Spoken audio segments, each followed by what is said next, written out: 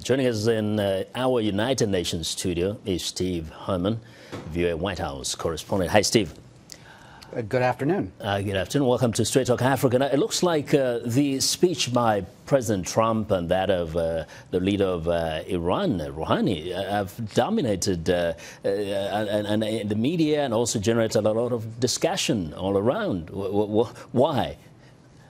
Yes, well, this is a very important topic for President Trump. And again today, when he was addressing the United Nations security gavel, the United States has the gavel this month at the United Nations Security Council. He also, again, was attacking Iran and making it very clear that the United States also does not want to see other countries, including European nations, circumventing the sanctions that are in place. And President Trump warning that those who do try to go around these sanctions will be punished. And the Iranian President Hassan Rouhani having a news conference just a few minutes ago and stating very bluntly that it is not Iran that's isolated now, it's the United States, but saying that Iran does not want to go to war with the United States in the region.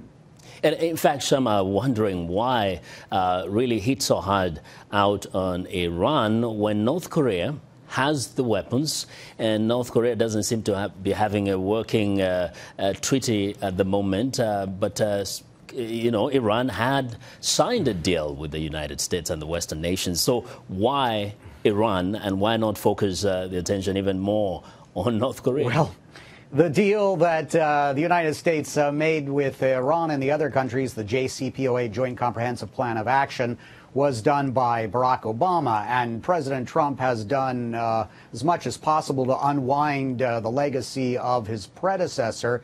And even though, as you point out, North Korea still retains its nuclear weapons, President Trump has met with Kim Jong-un, the leader of North Korea. That happened in Singapore in June, of course, and they signed a document which did speak about denuclearization. And although experts say there's been no concrete steps taken by Pyongyang, that is a success. And President Trump just a few minutes ago was waving a letter that he got from Kim Jong-un while he was sitting alongside the Japanese Prime Minister, calling it a beautiful letter and saying that he wants to meet Kim Jong-un again. They're becoming buddies. Now, Steve, I know you cover the White House mostly, but being around there, the United Nations, what other issues do you hear kind of coming up and being discussed by other leaders?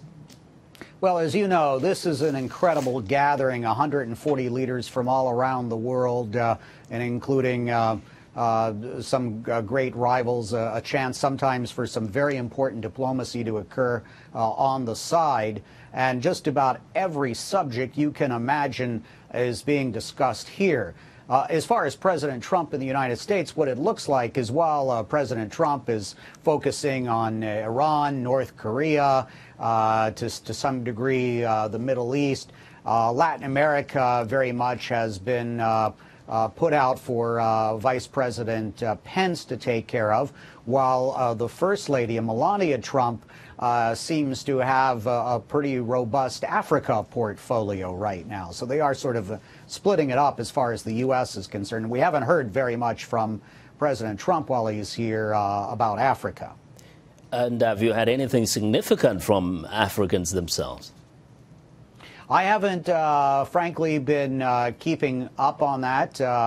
As you know, there are a lot of speeches happening on the floor of the UN General Assembly, but despite the television pictures, if they pan to the audience, you'll see when some of these leaders are there, there's not many people in the audience. But I would note that after the President of the United States and the French President spoke during the Security Council meeting today, it was Equatorial Guinea that got to speak and get in the spotlight. So in many ways, Africa is in the spotlight, and a lot of serious economic and development issues are being discussed, but unfortunately they don't make the headlines here.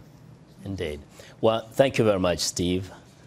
That's my pleasure. Yeah, VOA White House correspondent Steve Herman reporting live from the United Nations.